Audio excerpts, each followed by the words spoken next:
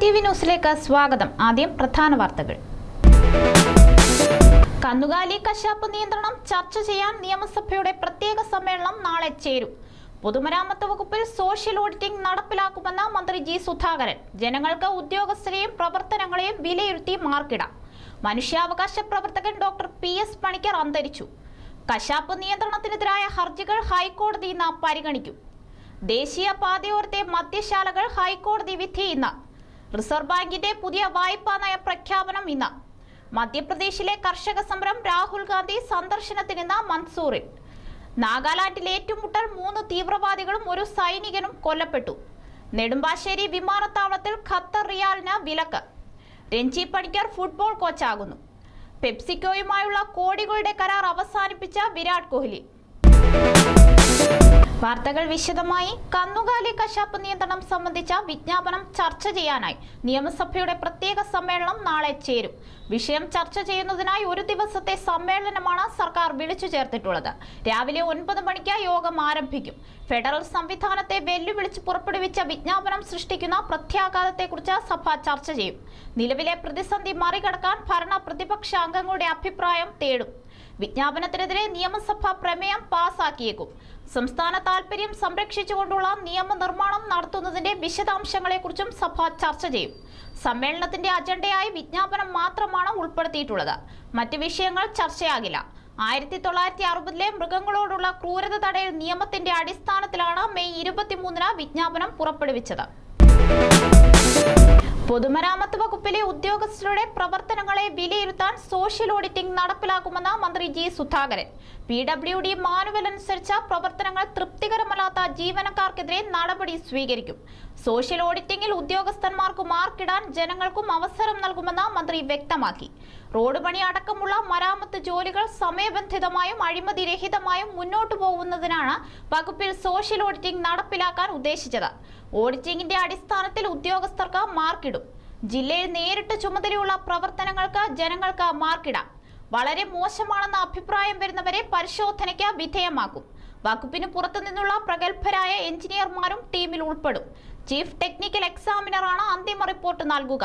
Chief technical എക്സാമിനറിനും PWD വിജിലൻസും ജനങ്ങളും ചേർന്ന് നടത്തുന്ന സോഷ്യൽ ഓഡിറ്റിംഗിൽ ഉദ്യോഗസ്ഥർ മോശമാണെന്ന വിലയിരുത്തൽ ഉയർന്നാൽ അവർക്കെതിരെ കർശന നടപടി സ്വീകരിക്കുമെന്ന സൂചനയാണ് പൊതുമരാമത്ത് മന്ത്രി ജി സുധാകരൻ നൽകിയത്.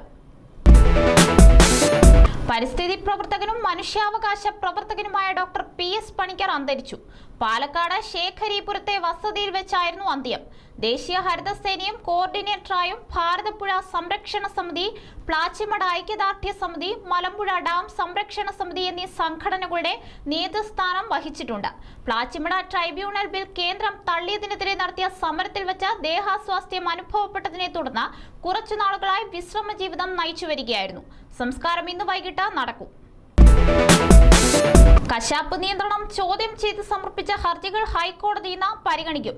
കോഴിക്കോട്ടെ ഇറച്ചി വ്യാപാരികളും ഹൈബിയുടെ MLAയും അടക്കമുള്ളവരാണ് വിജ്ഞാപനത്തെ ചോദ്യം ചെയ്ത കോടതിയെ സമീപിച്ചിട്ടുള്ളത്. ഹർജിയിൽ കോടതി ഇന്ന് വിധി പ്രസ്താവിച്ചേക്കും. കന്നുകാലി വിൽപ്പനയും കശാപ്പും സംസ്ഥാന പരിധിയിൽ ഉൾപ്പെട്ടതാണ്. എന്തു ഭക്ഷണം കഴിക്കണമെന്ന മൗലിക അവകാശങ്ങളുടെ ലംഘനമാണ് ഉത്തരവെന്നും ഹർജിക്കാർ ചൂണ്ടിക്കാട്ടുന്നു. സംസ്ഥാന സർക്കാരും ഹർജിയെ അനുകൂലിച്ചിരുന്നു. ഹർജി പരിഗണിച്ച ഹൈക്കോടതി കഴിഞ്ഞ തവണ ഉത്തരവിൽ കേന്ദ്ര സർക്കാരിനോട് വിശദീകരണം തേടിയിരുന്നു. വിജ്ഞാപനത്തിൽ കശാപ്പിനോ മാംസ വിൽപ്പനയ്ക്കോ നിരോധനമില്ലെന്നും കശാപ്പിനുള്ള കന്നുകാലികളെ കാലിച്ചന്തകളിൽ വിൽക്കുന്നത് മാത്രമാണ് നിരോധിച്ചതെന്നും Youth Congress general secretary TS Saji നൽകിയ ഹർജി പരിഗണിക്കവേ ചീഫ് ജസ്റ്റിസ് അധ്യക്ഷനായ ഡിവിഷൻ ബെഞ്ച് നിരീക്ഷിച്ചു. ആളുകൾ വീട്ടിൽ വളർത്തുന്ന കന്നുകാലികളെ കശാപ്പിനായി വിൽക്കുന്നതിന് തടസ്സമില്ലെന്നും ഹൈക്കോടതി അഭിപ്രായപ്പെട്ടിരുന്നു. വിജ്ഞാപനം വായിക്കുക പോലും ചെയ്യാതെയാണ് പ്രതിഷേധിക്കുന്നതെന്നും ഉത്തരവിൽ മൗലികാവകാശങ്ങളുടെ ലംഘനമില്ലെന്നും കോടതി അഭിപ്രായപ്പെട്ടിരുന്നു. മദ്രാസ് ഹൈക്കോടതിയുടെ മധുരൈ ബെഞ്ച് വിജ്ഞാപനം സ്റ്റേ ചെയ്ത നടപടി തന്നെ അത്ഭുതപ്പെടുത്തിയെന്നും ഹർജി പരിഗണിക്കുന്നതിനിടെ ചീഫ് ജസ്റ്റിസ് അഭിപ്രായപ്പെട്ടിരുന്നു. ദേശീയപാതയോരത്തെ മദ്യശാലകൾ തുറക്കുന്നതിനെതിരായ ഹർജികൾ ഹൈക്കോടതി ഇന്ന് വിധി പറയും. ദേശീയപാതാ പദവിയുടെ അടിസ്ഥാനത്തിൽ മദ്യശാലകൾ തുറക്കാനുള്ള ഇടക്കാല ഉത്തരവിനെതിരെ നൽകിയ റിവിഷൻ ഹർജിയാണ് കോടതി പരിഗണിക്കുന്നത്. കേസിൽ അന്തിമ വിധി ഇന്ന് പുറപ്പെടുവിക്കുന്നതിന്റെ അടിസ്ഥാനത്തിൽ പാതയോരത്തെ പൂട്ടിയ മദ്യശാലകൾ ഇന്ന് ഉച്ചവരെ തുറക്കരുതെന്ന് ഹൈക്കോടതി ഇന്നലെ ഉത്തരവിട്ടിരുന്നു. പുനഃപരിശോധനാ ഹർജി പരിഗണിച്ച ഹൈക്കോടതി ഇന്നലെ സംസ്ഥാന സർക്കാരിനെതിരെ രൂക്ഷ വിമർശനമാണ് ഉയർത്തിയത്.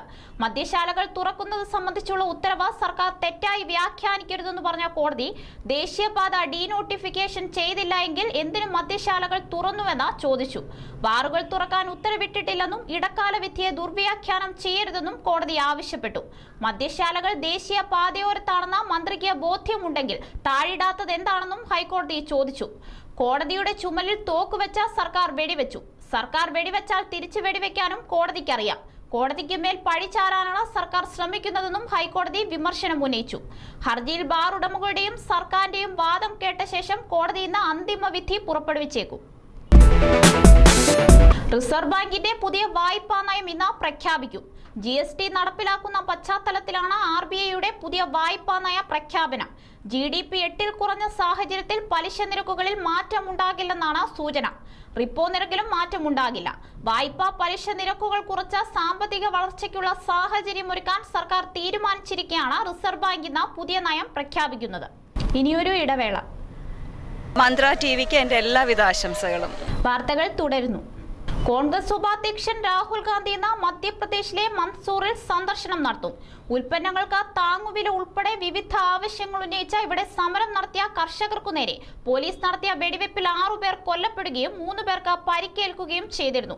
കർഷക സമരം കനത്തതിനെ തുടർന്ന് മൻസൂറിലെ പിപ്ല മാണ്ടി മേഖലയിൽ കർഫ്യൂ പ്രഖ്യാപിക്കുകയും ചെയ്തിരുന്നു. രാജ്യത്തെ കർഷകരുമായി NDA സർക്കാർ യുദ്ധം നടത്തുകയാണെന്നും പുതിയ ഇന്ത്യയിൽ കർഷകർ അവകാശങ്ങൾ ചോദിക്കുമ്പോൾ വെടിയുണ്ടകളാണ് ലഭിക്കുന്നതെന്നും സന്ദർശനത്തിന് മുന്നോടിയായി രാഹുൽ പറഞ്ഞിരുന്നു. രാഹുലിനൊപ്പം മുതിർന്ന കോൺഗ്രസ് നേതാക്കളും ഇന്ന് മൻസൂറിലെത്തും. നാഗാലാൻഡിൽ സൈന്യവും തീവ്രവാദികളും തമ്മിൽ ഏറ്റുമുട്ടൽ. ആക്രമണത്തിൽ 3 തീവ്രവാദികളും 1 സൈനികനും കൊല്ലപ്പെട്ടു. ഏറ്റുമുട്ടലിൽ 3 ജവാന്മാർക്ക് പരിക്കേറ്റു. ഏറ്റുമുട്ടൽ തുടരുന്നുവെന്നാണ് റിപ്പോർട്ട്. കൂടുതൽ വിവരങ്ങൾ ലഭിച്ചിട്ടില്ല. നെടുമ്പാശ്ശേരി അന്താരാഷ്ട്ര വിമാനത്താവളത്തിൽ ഖത്തർ റിയാലിന് വിലക്ക്. ചൊവ്വാഴ്ച ഉച്ചയ്ക്ക് 2 മണി മുതൽ ഖത്തർ റിയാൽ സ്വീകരിക്കേണ്ടതില്ലെന്ന് ഡ്യൂട്ടി ഫ്രീ ഷോപ്പുകളെ സിയാൽ അറിയിച്ചു. ഖത്തറിൽ നിന്നും ആഴ്ചയിൽ കൊച്ചിയിലേക്ക് 18 സർവീസുകളുണ്ട്. ഖത്തർ എയർവേസിന്റെ 11ഉം ജെറ്റ് എയർവേസിന്റെ 7 സർവീസുകൾ. ഡ്യൂട്ടി ഫ്രീ ഷോപ്പുകളിൽ ഖത്തർ റിയാൽ സ്വീകരിക്കുന്നതിനാൽ ഖത്തറിൽ നിന്നും നെടുമ്പാശ്ശേരിയിൽ എത്തുന്നവർ ബുദ്ധിമുട്ടിലാകും. ധനകാര്യ സ്ഥാപനങ്ങളിൽ നിന്നുള്ള നിർദ്ദേശപ്രകാരമാണ് വിലക്കെന്ന് ഡയറക്ടർ ACK നായർ പറഞ്ഞു. ഡ്യൂട്ടി ഫ്രീ ഷോപ്പുകൾക്ക് പുറമെ ബാങ്കുകൾ ഖത്തർ റിയാൽ സ്വീകരിച്ചില്ലെങ്കിൽ റിയാൽ കൈവശമുള്ള മലയാളികൾ പ്രതിസന്ധിയിലാകും. തീവ്രവാദികൾക്ക് സഹായം നൽകുന്നുവെന്ന് ആരോപിച്ച് Saudi Arabia, UAE, Yemen, Egypt, Bahrain തുടങ്ങിയ രാജ്യങ്ങൾ ഖത്തറിനെതിരെ ഉപരോധം ഏർപ്പെടുത്തിയതിനെ തുടർന്നാണ് നടപടിയെന്നാണ് വിശദീകരണം. രഞ്ജി പണിക്കർ ഫുട്ബോൾ കോച്ചിന്റെ വേഷത്തിൽ എത്തുന്നു. VP സത്യന്റെ ജീവിതത്തെ ആസ്പദമാക്കിയൊരുക്കുന്ന ക്യാപ്റ്റൻ എന്ന ചിത്രത്തിലാണ് രഞ്ജി പണിക്കർ പരിശീലകനാകുന്നത്. ഗോദയിൽ ഗുസ്തി താരത്തിന്റെ വേഷമായിരുന്നു രഞ്ജി പണിക്കർക്ക്. ക്യാപ്റ്റനിൽ ജയസൂര്യയാണ് നായകൻ. അനു സിത്താരയാണ് നായിക. സിദ്ദിഖും പ്രധാന കഥാപാത്രത്തെ അവതരിപ്പിക്കുന്നു. പളുങ്ക് എന്ന സിനിമയിലൂടെ ശ്രദ്ധേയായ ലക്ഷ്മി ശർമ്മയാണ് സത്യന്റെ അമ്മയുടെ വേഷത്തിൽ എത്തുന്നത്. തലൈവാസൽ വിജയ്, സൈജു കുറുപ്പ്, സന്തോ കീഴാറ്റൂർ തുടങ്ങിയവരാണ് മറ്റു താരങ്ങൾ. കൊൽക്കത്ത, കോഴിക്കോട് എന്നിവിടങ്ങളിലാണ് പ്രധാനമായും ഷൂട്ടിംഗ് നടക്കുന്നത്. 10 കോടിയിലധികം ചിലവ് പ്രതീക്ഷിക്കുന്ന ഈ ചിത്രം നിർമ്മിക്കുന്നത് ഗുഡ്വിൽ എന്റർടൈൻമെന്റ് ആണ്.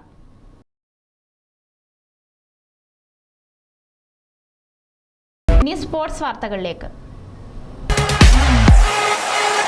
പെപ്സിക്കോ കമ്പനിയുമായി ഒപ്പുവെച്ച കോടികളുടെ കരാർ ഉപേക്ഷിച്ച ഇന്ത്യൻ ക്രിക്കറ്റ് നായകൻ വിരാട് കോഹ്ലി. 6 വർഷത്തെ കരാറാണ് കോഹ്ലി അപ്രതീക്ഷിതമായി അവസാനിപ്പിച്ചത്.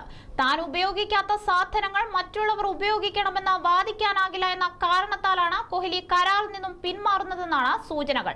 ശീതള പാനീയങ്ങളൊന്നും താൻ ഉപയോഗിക്കാറില്ലെന്നും താൻ ഉപയോഗിക്കാത്ത വസ്തുക്കൾ മറ്റുള്ളവരോട് വാങ്ങണമെന്ന് പറയാൻ തനിക്കാവില്ലെന്നും കോഹ്ലി വെളിപ്പെടുത്തിയതായാണ് റിപ്പോർട്ടുകൾ പുറത്തുവരുന്നത്.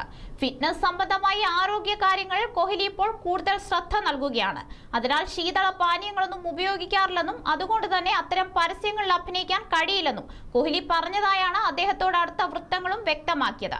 ക്രിക്കറ്റ് ലോകത്തെ അതിപ്രശസ്തനായ കോഹ്ലിയുടെ തീരുമാനം പെപ്സി ഉൽപ്പന്നങ്ങളുടെ വിൽപ്പനയെ സാരമായി ബാധിക്കുമെന്ന് ഉറപ്പാണ്.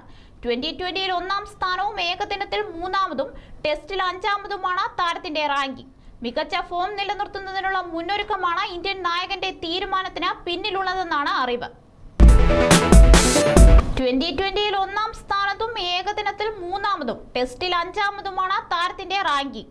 മികച്ച ഫോം നിലനിർത്തുന്നതിനുള്ള മുന്നൊരുക്കമാണ് ഇന്ത്യൻ നായകന്റെ തീരുമാനത്തിന് പിന്നിലെന്നാണ് അറിവ്. ഇതോടെ ഈ ന്യൂസ് ബുള്ളറ്റിൻ പൂർണ്ണമാവുന്നു. നമസ്കാരം.